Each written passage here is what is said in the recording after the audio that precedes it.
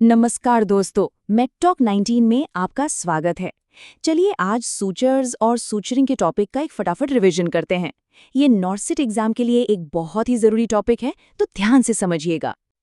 तो आज हम क्या-क्या देखने वाले हैं? हम इसे 4 हिस्सों में समझेंगे। पहले बिल्कुल बेसिक बातें, फिर एब्जॉर्प्शन के आधार पर सूचर्स कितने तरह के होते हैं, उसके बाद उनकी बनावट यानी स्ट्रक्चर के आधार पर, और आखिर में इन्हें इस्तेमाल कैसे करते हैं और कौन से टूल्स लगते हैं।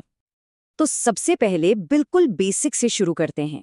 ये सर्जिकल सूचर आखिर होता क्या है और इसका काम क्या है?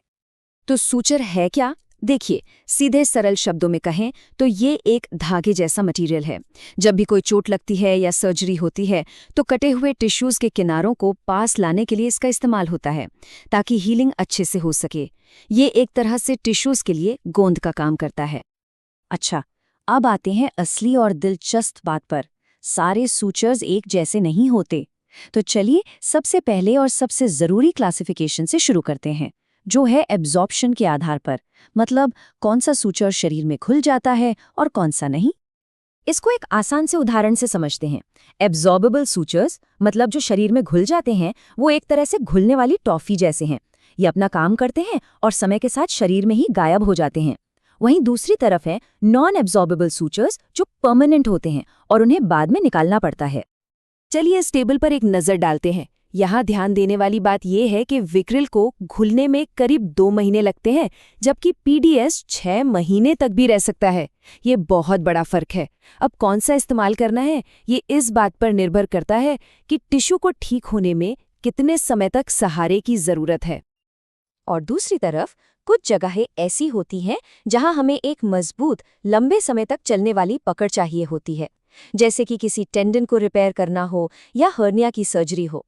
ऐसी जगहों पर सिल्क, नायलॉन और प्रोलीन जैसे नॉन एब्जॉर्बेबल सूचर्स ही काम आते हैं।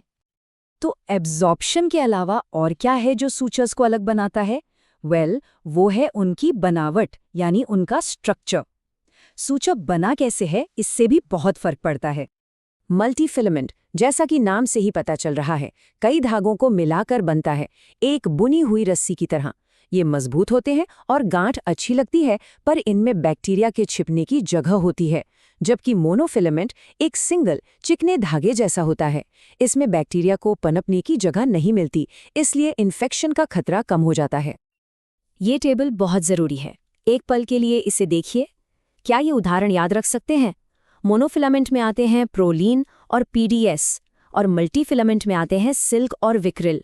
नॉर्सेट के लिहाज से ये एग्जाम्पल्स बहुत काम आ सकते हैं।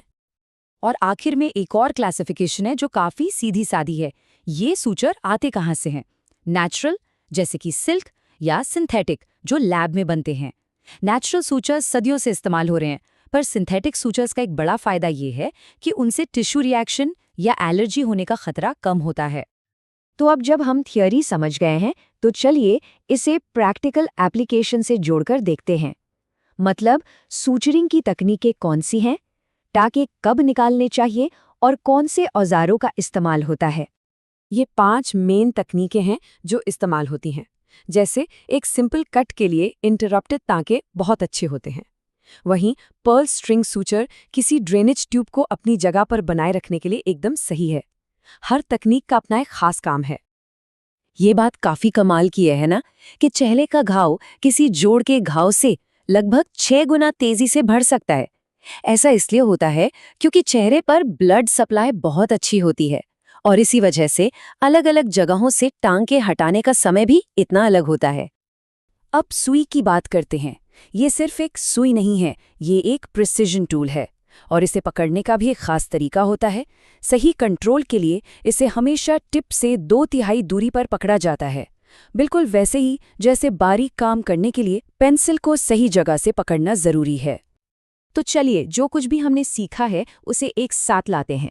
एक सवाल है, चेहरे पर लगे कट के लिए कौन सा सूचर बेस्ट रहेगा और क्यों? तो यहाँ सोचने वाली बात क्या है? पहला, निशान कम से कम रहे, इसलिए हम एक नॉन एब्जॉर्बेबल मोनोफिलामेंट जैसे कि नायलॉन चुनेंगे। क्यों? क्योंकि इससे रिएक्शन कम होता है और बहुत ही साफ निशान आता है। और चेहरे पर तो अच्छा कॉस्मेटिक रिजल्ट ही सबसे ज्यादा मायने रखता है। तो ये था सूचर्स पर हमारा रैपिड रिवीजन। उम्मीद है इससे आपको मदद मिली होगी। अगर अपनी नॉर्सेट की तैयारी के लिए ऐसी ही और काम की जानकारी चाहिए तो medtalk_19 चैनल को सब्सक्राइब करना मत भूलिएगा। आपके एग्जाम के लिए ऑल द बेस्ट।